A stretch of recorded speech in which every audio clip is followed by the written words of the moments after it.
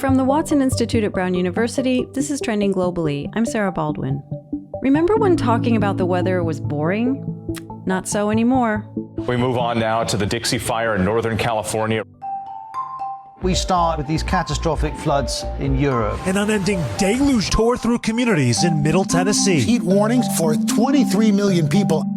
Maybe some of the change is just in our perception, but we also know this. Climate change is making extreme weather events more common and more extreme. It's their deadliest floods in living memory. Raging right into the record books. There'll be 3 days in a row of breaking that previous all-time high. This is unprecedented. So what do these changes mean for us? Where we live, and how we think about our place on this planet. Good is not our standard anymore. Less bad is our standard. That's Juliette Kayyem. And if this all sounds a little depressing, trust us. Talking with Juliette is anything but. She's a senior lecturer at Harvard's Kennedy School of Government, and she's been involved with managing just about every type of disaster and security threat you can imagine. Her upcoming book, The Devil Never Sleeps, explores what all disasters have in common and how changing our mindset might be the most important way to prepare for crises to come. She makes this huge, terrifying subject something we can all learn to wrap our heads around. And she shows us why, despite how you might feel, there's room for both realism and optimism as we enter into this new normal. It's not a happy message, but it's not a fatalistic message either. On this episode, Juliette Kayyem and how to live in an age of disasters.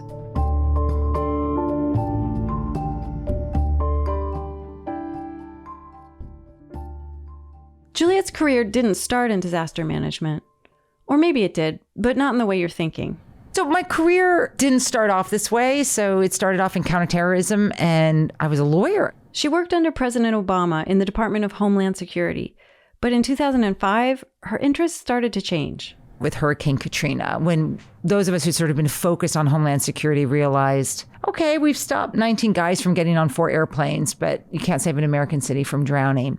And I think at the same time, the other risks that America faced, we're starting to see cyber, pandemics, which we had been worried about, and of course, the climate issues, of course, which are really the big issues for the future of this country, all of them being sort of these borderless threats that were going to impact Homeland Security. It really became more intellectually and then pragmatically interesting to me.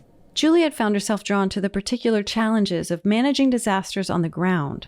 It's complicated. It's private sector, state, local, federal. It's not like war where you sort of have some sense of who's in charge. This is much more complicated, as we're seeing with COVID response.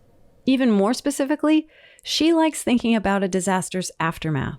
We spend a lot of time and resources trying to convince ourselves or investing in things that we think will keep us safe. And that's misleading. We do that to keep us safer, but there's always going to be an element of risk and trauma and crisis and disaster. And that sort of interests me more. I think after realizing the limitations with just focusing on left side of boom investments, that it just became more interesting to do right side of boom stuff. Left and right side of boom, meaning envision a timeline. It goes left to right. At some point, there's a disaster, a boom. The left side of the boom is when you're trying to stop the boom. The right side is when you're trying to manage the boom. Anyway, according to Juliette, it's not just governments and agencies that need to invest more in after the boom. It's something we should all do. We have to actually just conceive of disasters as imminent and not a surprise, so that you view them more as cyclical rather than random and rare. I mean, it's obvious, right? But then the next question, okay, what am I doing because of that? Like, how do I rethink how I'm preparing and where I'm putting my resources? And that then became the focus of my work now, which is sort of, I call it boom -1, which is the minute before the inevitable bad thing. What are the 8, 9, 10 things that you wish you had done? Our measure of success has to be what I call consequence minimization rather than binary, rather than yes, no, did it happen, did it not happen? It should be, look at COVID, 60,000 dead is better than 600,000 dead, right? And that's your standard of success. And that's not have a parade for only 60,000 dead, but boy, would I be happier with that number. So thinking about how can we reduce the damage, the dead, the destruction, and think about ways in which once the boom happens, okay, I'm accepting that, bad will come, and my measure of success is going to be, can I lessen that? As Juliette once put it, managing chaos is her yoga. In some weird way, I think my personality fits this role because I'm not fatalist. I have, I'm like California, it's like lots of people are on air and stuff that can make you want to put your head underneath the bed. And so I think for me, maybe just being a mom or just being a little bit sunnier, I guess, in some way, it's like that, because it's not a happy message, but it's not a fatalistic message either. So let's get into it.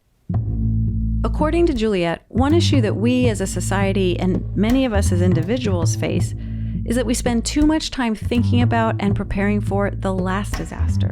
But at the same time, we want to learn from our mistakes, right? Yes and no. They also can be blinding. No two disasters are the same, and the question Juliette wants us to spend more time on is this: what lessons from past events do we take? Here's an example. The BP oil spill, one of the reasons why the entire system seemed off was because all oil spill response had been based on the Exxon Valdez.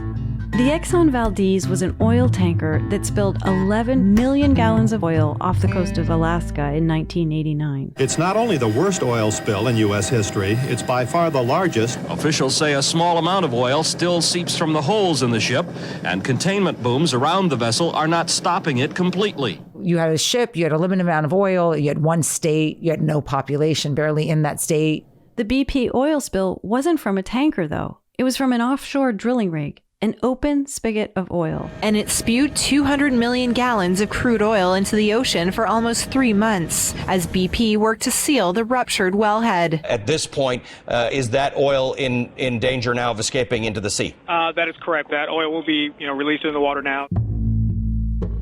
They just basically transferred oil spill response as if offshore drilling is the same. Well, it's not. Ultimately, 210 million gallons of oil spewed into the Gulf of Mexico. That's almost 20 times as much oil as from the Exxon Valdez. Officials had learned a lot over the decades about how to plug a leaking boat, but Juliette thinks it might have been at the expense of imagining other ways the oil industry could cause disasters in our oceans. Alternately, sometimes the most important lessons are staring us in the face, if we ask the right questions. So the example that I often use is in the tsunamis in Thailand and the Indian Ocean and elsewhere. Just like COVID, about 700,000 people died between the tsunami and then the resulting health things. And I didn't know much about tsunamis. So if you ask someone like me, who died and how people die matters in disasters. That's the point. Is I would say, well, if you were by the ocean, you died. And if you weren't by the ocean, you didn't die. And it turns out that it was a little bit more complicated than that,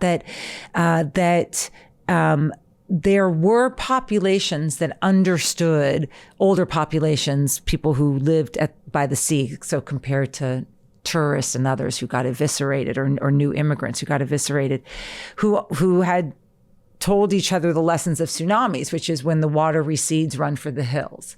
So if you and I were in Thailand, well, maybe you knew this, I wouldn't have known this. If I were in Thailand vacationing and the water receded, I don't know if I would have known. And there's no siren system and there's no alert system. That has all changed because the lesson isn't you're doomed if you were by the water.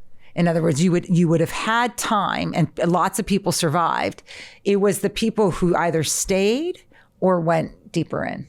Juliette has put together 8 principles of disaster management that she says apply across all types of disasters: biological, natural, cyber, and they apply at all levels, from individuals up to the UN. Principles like, do you have systems for situational awareness? This is no different than as parents, having some transparency over what our kids are doing. So can you set up systems now that will tell you what's happening in real time so you can respond? Controlling the cascading losses. That's another one, which is where something goes from a disaster to a catastrophe is not inevitable.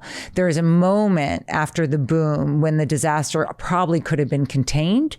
So we call them fail-safe systems. Like, do you have a fail-safe system so that you're accepting that you're on the right side of the boom? I get it. It's just the world we live in now. Like, let's stop pretending that we can stop all bad things from happening, but I can stop the cascading losses. Mm-hmm. Well, speaking of cascading losses, I wanted to ask you about the disaster we've all been living through, the pandemic. What lessons should we be taking from this disaster? Yeah. There are no good decisions, only less bad ones. And then I believe a really bad decision is a good decision made too late. And I think that is essentially what happened. If you think about January through March, I mean, I remember this, even though I was yelling from the rooftops in January and February, just because I follow the right, I'm not a genius. I just follow the right people who are starting to panic, right? And so girlfriends of mine would be like, oh my God, did you see what happened? What's happening in Italy? Isn't it horrible? And I'm like, it's a pandemic. I snapped my fingers. I was like, it's a pandemic. Like it's coming here, and sort of like, could we have gotten better ready? Masking, all the systems that should have been nurtured, but everything was too late.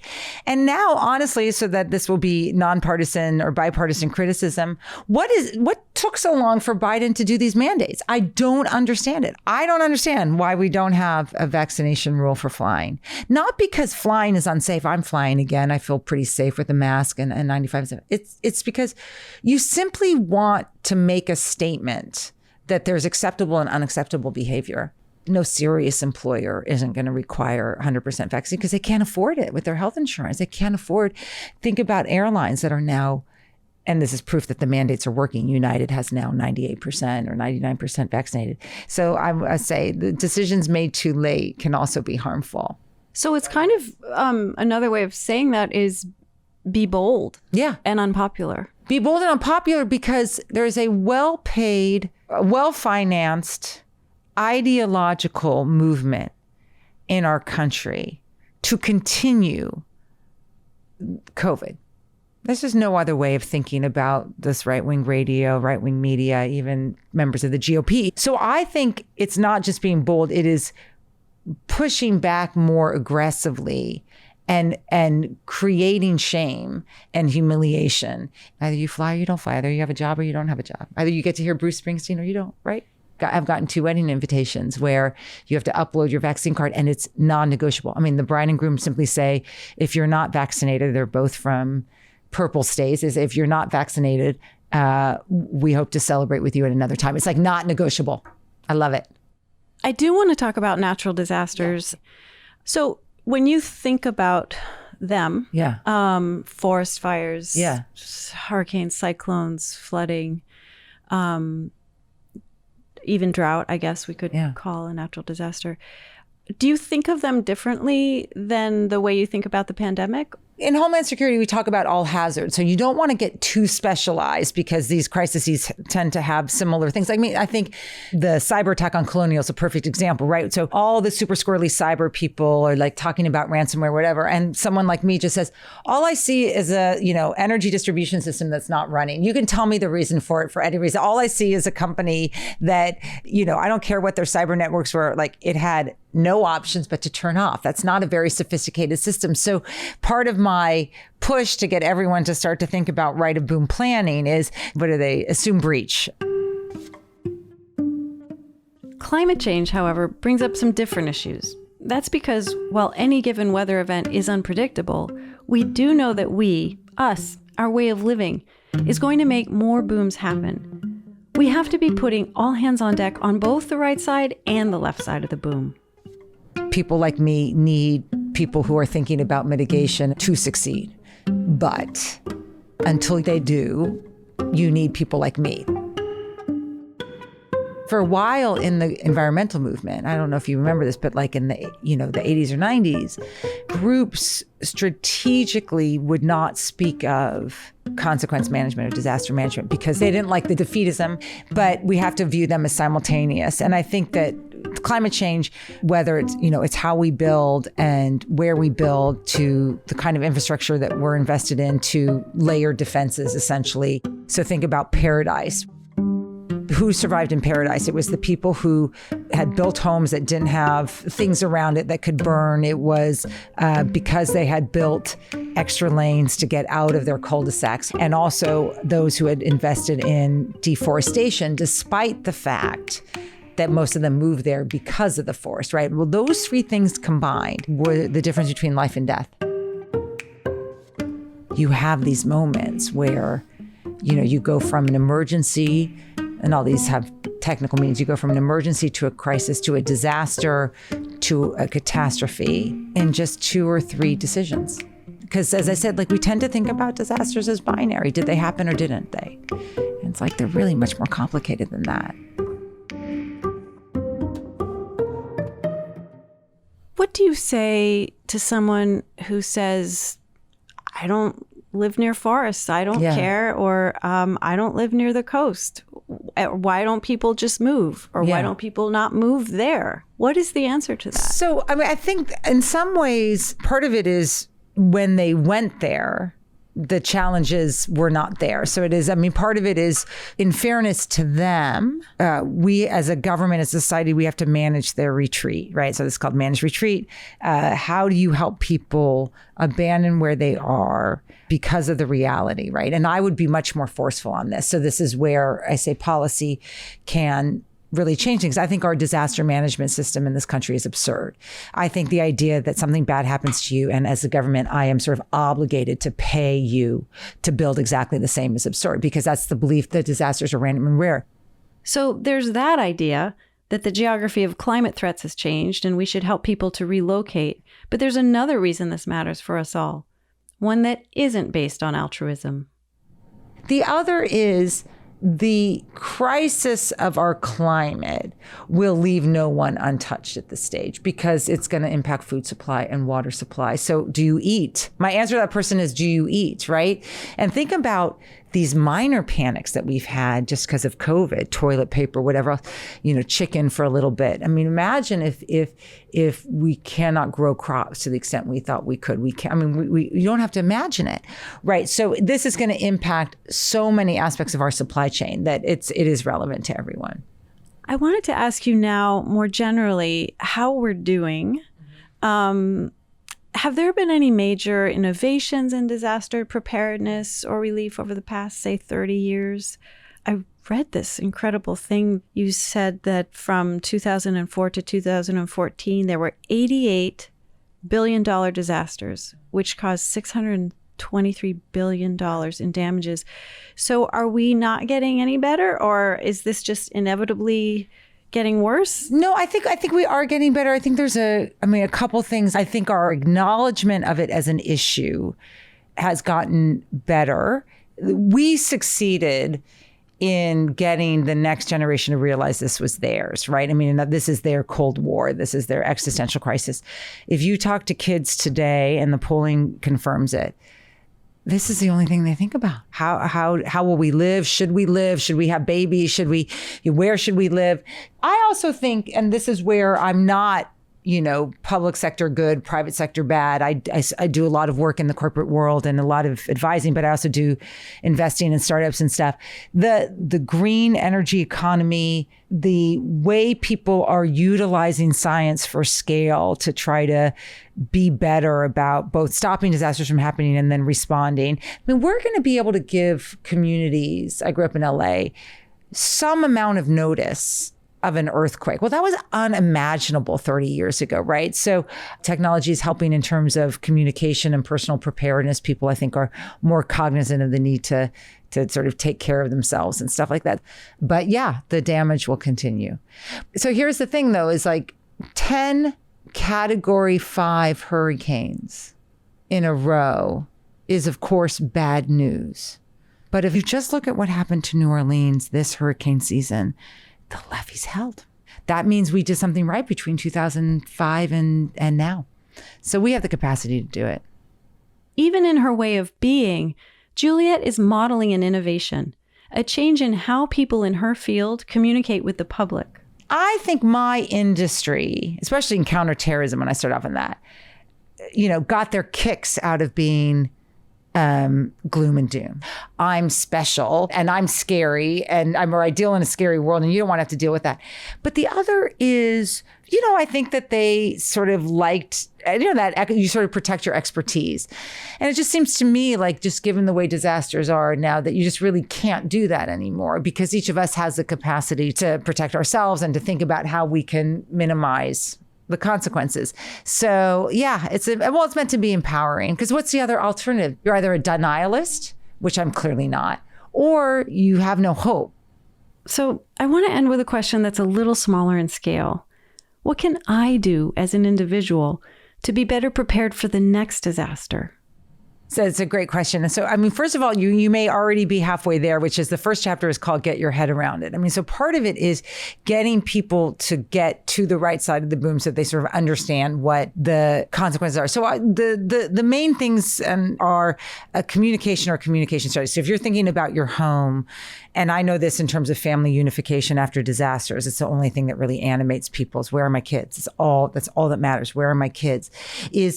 Do you have in place the means to communicate or to figure out what's going on with your family if the means of communication are down?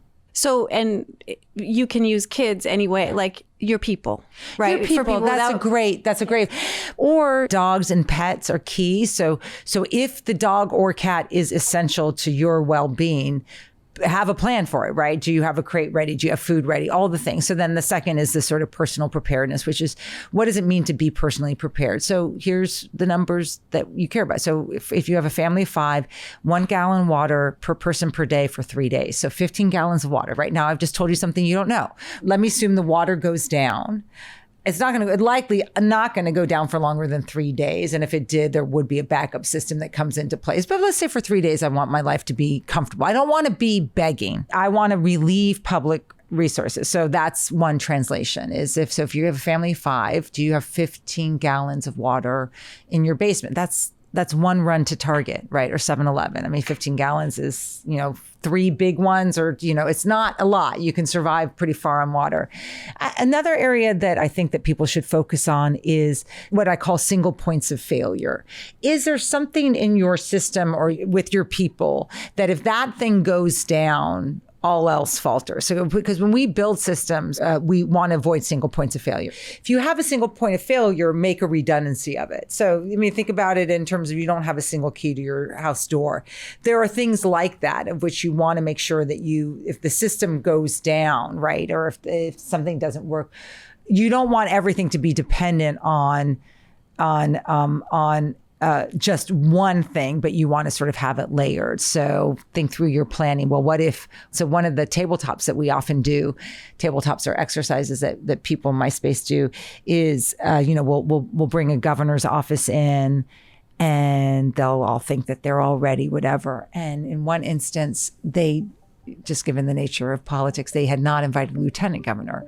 So we killed, in quotes, the governor within the first 4 minutes of the tabletop. And then his whole staff is looking around and saying, where's the lieutenant governor? It's like, that was your single point of failure. But we had a redundancy, right? It's the lieutenant governor. You just got to make sure your redundancy. So things like that I've learned over the years. Juliette, it has been fascinating and strangely uplifting talking with you. Thank you so much for talking to us. Thank you so much. It was great. This episode was produced by Dan Richards and Kate Dario. Our theme music was composed by Henry Bloomfield. I'm Sarah Baldwin. You can listen to all our episodes anytime, anywhere by subscribing to Trending Globally wherever you listen to podcasts. We'll be back soon with another episode of Trending Globally. Thanks for listening.